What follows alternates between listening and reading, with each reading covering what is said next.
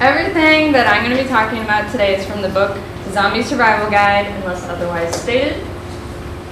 Zombies are coming, and you need to be prepared.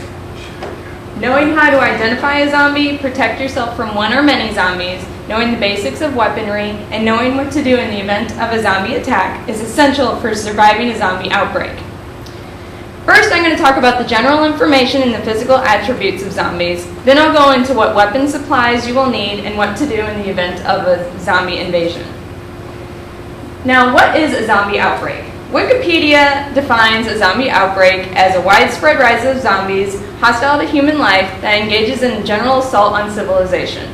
Victims of zombies may become zombies themselves. This causes the outbreak to become exponentially growing in crisis.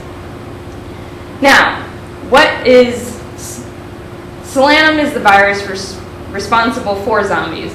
The source of this virus is still unknown. The Zombie Survival Guide states that the virus travels through the bloodstream. It paralyzes and mutates the cells in the brain to be independent of oxygen. Once this mutation is complete, the body reanimates, bearing little physiological resemblance to the original body. Some of the bodily functions remain constant, some of them will slow down, and some of them will shut down altogether.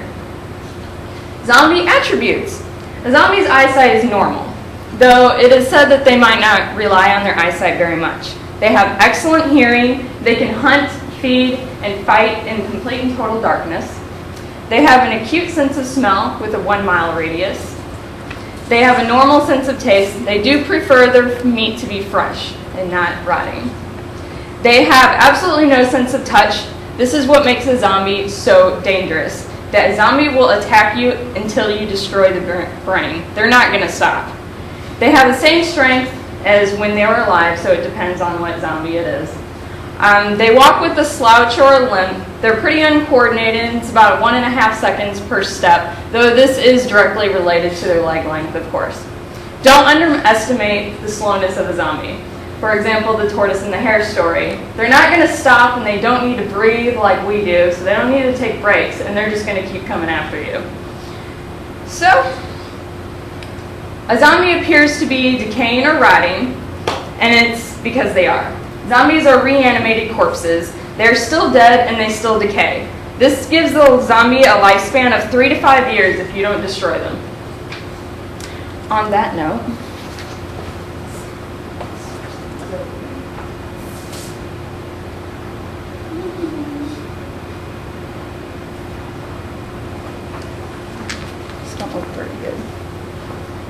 how do you kill a zombie? The only known way to truly kill a zombie is by destroying the brain. This must be done in one shot or a blow to the head if you're in close range. A bad aim will leave you with no second chance.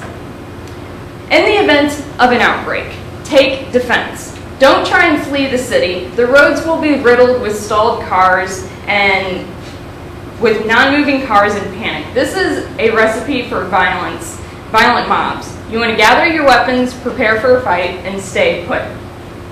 You want to secure your residence. A 10-foot chain link fence can keep out zombies, dozens of zombies, for weeks or months. You want to destroy all the staircases. Use a rope or ladder as a replacement. This also helps to keep out marauders. You want to put boards and bars on all the windows and use blackout curtains all the time. You're going to need an extensive supply of weapons.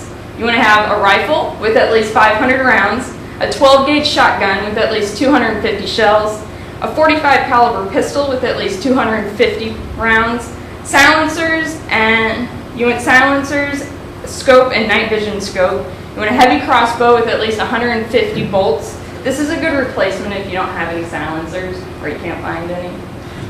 You want a katana, which is good for close combat. It's 3 to 5 pounds, so it's not very heavy, and it can cut through the toughest of flesh.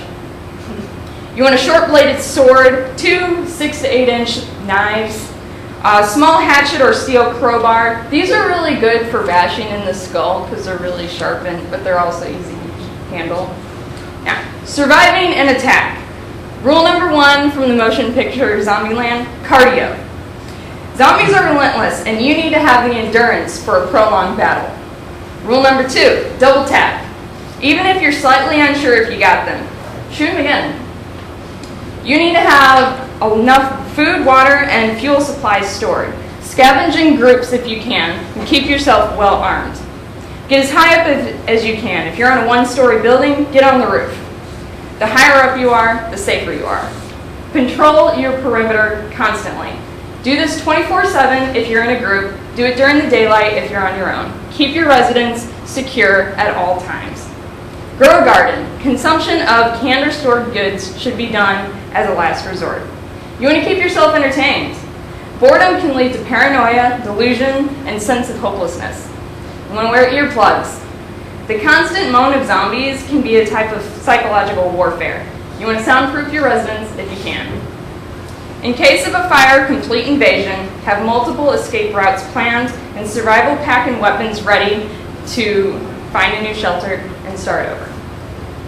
I hope over the course of this small amount of time, you have learned how to spot a zombie, what weapons to choose for defense, and what to do in the event of an attack. Join me next time as I talk about zombie survival, what to do when you're on the run and on the attack.